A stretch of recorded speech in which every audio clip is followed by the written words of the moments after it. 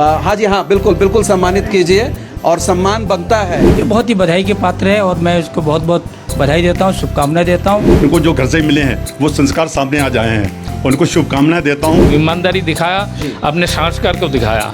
मैं तिथि और शुभम को बहुत बहुत बधाई देता हूँ। आपने जो ईमानदारी दिखाई है, ये दोनों आदमी ईमानदार है, ईमानदार का साथ निभाया। खबर आज बेहद छोटी है लेकिन बहुत महत्वपूर्ण है।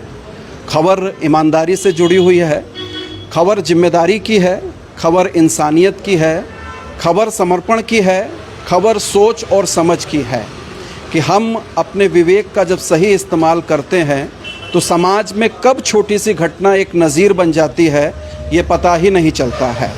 अनजाने में हुई कई बार बहुत सारी ऐसी घटनाएं जो नज़ीर बनती हैं और समाज में बहुत महत्वपूर्ण स्थान पा जाती हैं।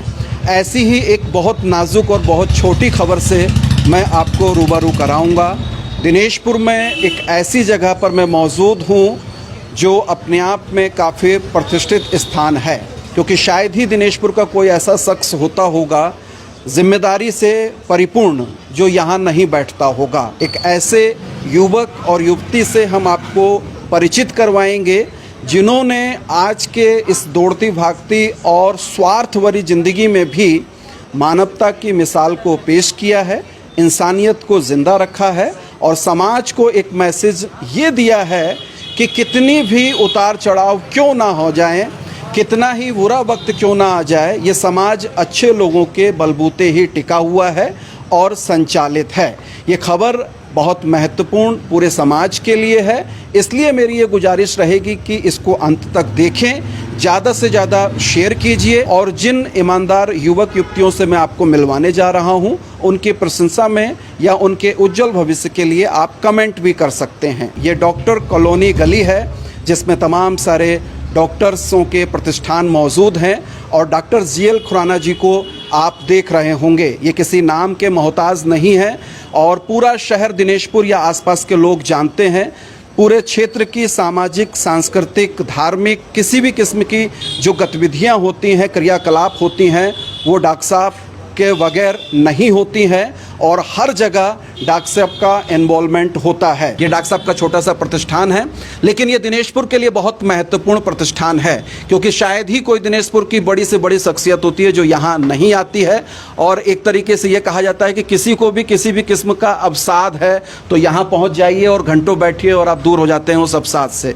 दूसरी एक खासियत ये भी है डॉक्टर साहब की, क्योंकि आज खबर का हिस्सा डॉक्टर साहब खुद बने हैं, तो मैं इस बताने से नहीं चूकूंगा कि जो आपका प्रोफेशन है, बाय प्रोफेशन आप डॉक्टर हैं, तो आयुर्वेदिक और एलोपैथिक या हर किस्म का इलाज आपके पास मौजूद रहता है और जिसके पास जो अपनी सामर्थ्य और स्थितियां रहती हैं उसके हिसाब से वो इलाज होता है।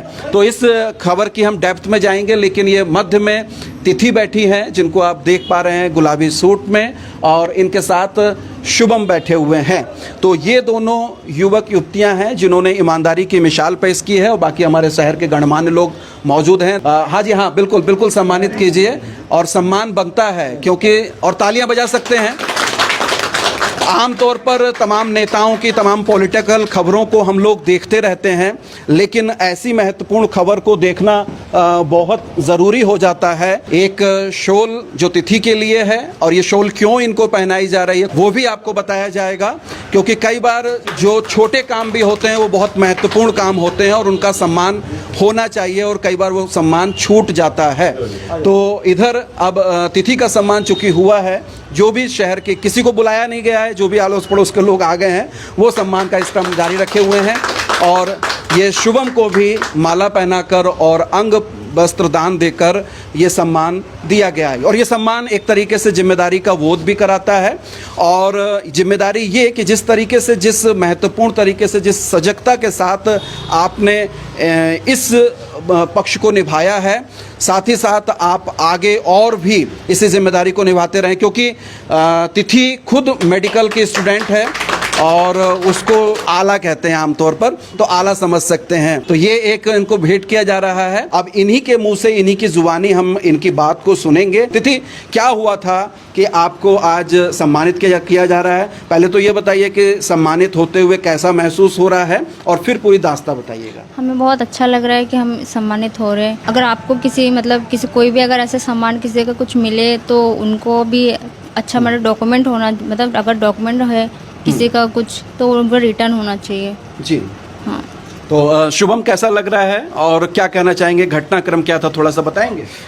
एक्चुअली मैं शुभम हूँ, मैं दिनेशपुर का रहने वाला हूँ और हम लोग अपनी ड्यूटी से आ रहे थे और उसके बाद हमें एक्चुअली वॉलेट मिला। उसके बाद हमने थोड़ा डॉक्यूमेंट वगैरह देखा तो हमें फिर घर आके रियलाइज़ हुआ जिनका ये डॉक्यूमेंट है या वॉलेट है जिसमें जो कुछ भी है, हमें इसको देख के उनसे कांटेक्ट करना चाहिए, क्योंकि आज के ज़माने में जो डॉक्यूमेंट है बहुत ज़्यादा ज़रूरी है पैसे से ज़्यादा महत्व, क्योंकि डॉक्यूमेंट जो है आजकल बनाना बहुत मुश्किल है और आजकल गवर्नमेंट भी बहुत स्ट्रिक्ट हो चुकी है। इस वजह से पैसे से ज़्यादा ज़रूरी डॉक्यूमेंट है। तो इस वजह से उस एक ईमानदार नागरिक के तहत हमने मतलब वो किया कि उन सर को वॉलेट वापस किया जाए।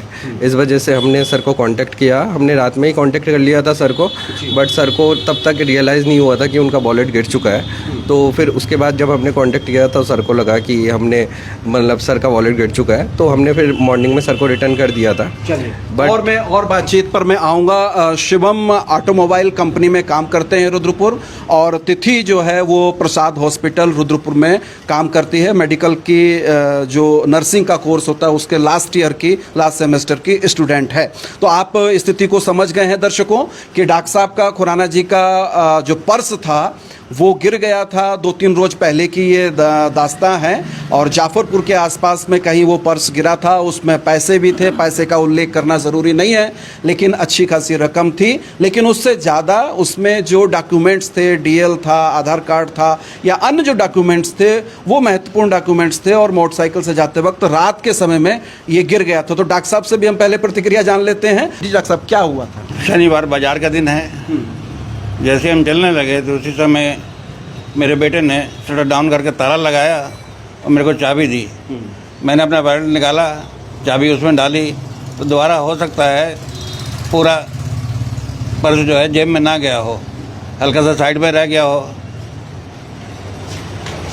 मैं तो घर पहुंच गया, जबकि रास्ते में एक बार बेटे ने कहा था कि आपका मोबाइल कहाँ है। मैंने कहा मोबाइल तो है ऊपर था, इससे कुछ हल्का सा आभास हुआ कोई चीज़ गिरी है, तो आते जाती बात रह गई। घर जाने के बाद 11 बजे के आसपास मेरे पास शुभम का फ़ोन आता है कि आपका शायद पर्स गिर गया है। तब मैंने हाथ लगाया, मुझे महसूस हुआ हाँ मेरा पर्स गिर गया है। बोला पर्स हमारे पास है और आपको मिल जाएगा। आप कहाँ रहते हैं? तो आपने बता दिया कि मैं दिनेशपुर हूँ। तो मैंने कहा मेरा तो डेली आना जाना दिनेशपुर है, मैं दिनेशपुर से ही ले लूँगा। तो आपने उस माध्यम से इतवार को मेरे पास 3rd वर्जन के अनुसार भिजवा दिया। महत्वपूर्ण है क्योंकि इन्होंने जो काम किया ये बहुत ही महत्वपूर्ण काम है, और सभी का ये दायित्व बनता है समाज में कि ऐसे कोई घटना हो तो उसको जो रिटर्न किया वॉलेट को, ये बहुत ही बधाई के पात्र है। और मैं इसको बहुत बहुत बधाई देता हूँ, शुभकामनाएं देता हूँ। आगे भी इनके जीवन अच्छा रहे, ऐसी वो भावनाएं बनी रहे। जी विशंबर मिगलानी जी हैं, क्या कहना चाहेंगे आपके शब्द, क्योंकि आपको तो दिनेशपुर का आइडियल कहा जाता है समझाने के नाम पर, तो क्या समझाने के नाम पे कहा तो जाता है, पर बात सबसे बड़ी बात है ये संस्कार जो होते हैं ना, परिवार के जो संस्कार होते हैं, मैं इसको ज़्यादा तवज्जो देता हूँ। डॉक्टर साहब का जो सुझाव, डॉक्टर साहब की जो विचार, जो वाकई जो आपने पहले मुझे ये बात को कहा कि डॉक्टर साहब के आगे बैठ के जो मिलता है हमें, मैं डेली डॉक्टर साहब के आगे बैठता हूँ, मैं देखता हूँ कि डॉक्टर साहब के अंदर वो जो चीज़ है वो मैं समझता हूँ कहीं मुझे मिलती नहीं है। मैं दोनों शुभम को भी, इनको दोनों को आशीर्वाद देना चाहता हूँ, और इनका पारिवारिक संस्कार इनको जो घर से मिले हैं वो संस्कार सामने आ जाए हैं, और उनको शुभकामनाएं देता हूँ। हमेशा ऐसा लोगों को संदेश भी देना चाहता हूँ कि कम से कम ऐसी भावना मन में रखें, परिवार के जो संस्कार होते हैं वो सामने आते हैं, वो ऐसे ही आते हैं। ये तो बहुत अच्छी बात है कि इन्होंने जो है बच्चा है लेकिन फिर भी इनके अंदर कोई लालच नहीं आया। उस पर्स में बहुत सारे पैसे भी था, ये अगर चाहते थे वो ले भी सकते थे, लेकिन उन्होंने वो नहीं किया, वो ईमानदारी दिखाया, अपने संस्कार को दिखाया। मैं तिथि और शुभम को बहुत बहुत बधाई देता हूं। आपने जो ईमानदारी दिखाई है तो इसके लिए बहुत बहुत बधाई, और ख़ास करके आपके पेरेंट्स को जो है सबसे बहुत बहुत बधाई कि ऐसे पेरेंट्स हर एक के बच्चे के माँ बाप हो और वो इस तरह से जो है संस्कार दे।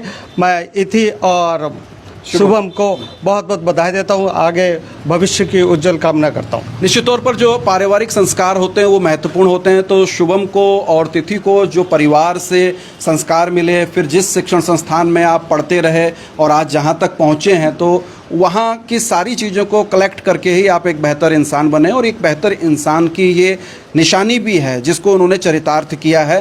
तो एक एक कमेंट में और लेना चाहूँगा। समाज को तिथि क्या मैसेज देना चाहोगी कि कैसा होना चाहिए, और जो ईमानदारी छोटी सी आपने नज़ीर पेश की लेकिन महत्वपूर्ण चीज़ है, तो लालच नहीं आया, उसके अंदर पैसे भी थे, दिख भी रहे थे, और आप जानते भी नहीं थे डॉक्टर साहब को, फिर भी आपने पूरी जिम्मेदारी को निभाया। फ़ोन नंबर तलाश किया जैसे तैसे उस पर्स में से, और फिर फ़ोन किया। आमतौर पे किसी को मिलता तो वो जेब में रख के चल देता और कहता कि चलो आज तो बड़ी पार्टी शार्टी हो गई। तो क्या आपके मन में क्या आया था?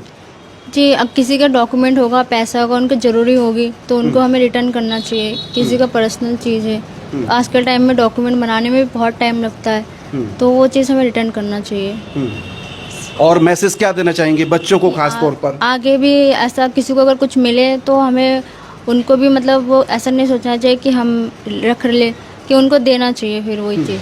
शुभम, होता क्या है कि कई बार जैसे रात का वक्त था तो बहुत बार हम चीज़ों को इग्नोर कर देते हैं। पढ़ी है कोई चीज़ तो पढ़ी है, हमें क्या मतलब है, नहीं देखते हैं, हम आगे बढ़ देते हैं, है ना। तो आपने उसको देखा, पहले तो आपने यही एक बड़ी बात है, और फिर उसके बाद उसको मंजिल तक पहुंचाया भी। तो क्या चीज़ एक मैसेज देना चाहेंगे आप पूरी सोसाइटी को? मैं बस सोसाइटी को यही मैसेज देना चाहूँगा, अगर आप में ईमानदारी है तो प्लीज़ आप दिखाइए, और सभी को इसके बारे में आगाह करिए कि जिसका जो सामान है वो आप लौटाएंगे तो आपके साथ भी कभी ना कभी कुछ अच्छा ही होगा। आप किसी का भला करेंगे तो आपका भी अच्छा ही होगा। मैं इनके चैनल से बस यही मैसेज देना चाहूँगा पूरी सोसाइटी को कि आप जहाँ भी हैं, जैसे भी हैं, और जिसके साथ भी हैं, खुश रहें, और जहाँ पे भी जिसका डॉक्यूमेंट हो या कुछ भी सामान हो XYZ, वो उस तक ज़रूर पहुँचाए। चाहे आपके पास अगर उनका कॉन्टैक्ट नंबर ना हो, कुछ भी ना हो, फिर भी आप कहीं थाने में दे सकते हैं या किसी से भी पूछ पाछ के आप उनको सामान रिटर्न भी कर सकते हैं। तो ये शुभम और तिथि का मैसेज है, और तमाम पूरे समाज के लिए जो भी इस लाइव एपिसोड को देख रहे हैं, कि हम अपनी ज़िम्मेदारी को अगर ज़िम्मेदारी से निभाते हैं तो हम एक इंसान कहलाने के हकदार हैं, और नहीं तो हमारे पास धन दौलत, पैसा, ऐशो आराम, दुनिया भर की चीज़ें हैं तो वो निरर्थक हैं, एक तरीके से बेकार हैं, अगर हमारे भीतर इंसानियत नहीं है। और इंसानियत जो है वो बहुत छोटी छोटी चीज़ों से ही आगे बढ़ती है। और सबसे मैं ये दरख्वास्त करूँगा कि इन दोनों बच्चों की शुभकामना स्वरूप आप ज़रूर अपने शब्दों को प्रकट कीजिएगा। बहुत शुक्रिया, धन्यवाद। अनसुनी आवाज़ के फेसबुक पेज को फॉलो कीजिए, और आप हमको यूट्यूब पर भी ज़रूर सब्सक्राइब कीजिएगा। बहुत बहुत शुक्रिया, धन्यवाद, शुभ रात्रि।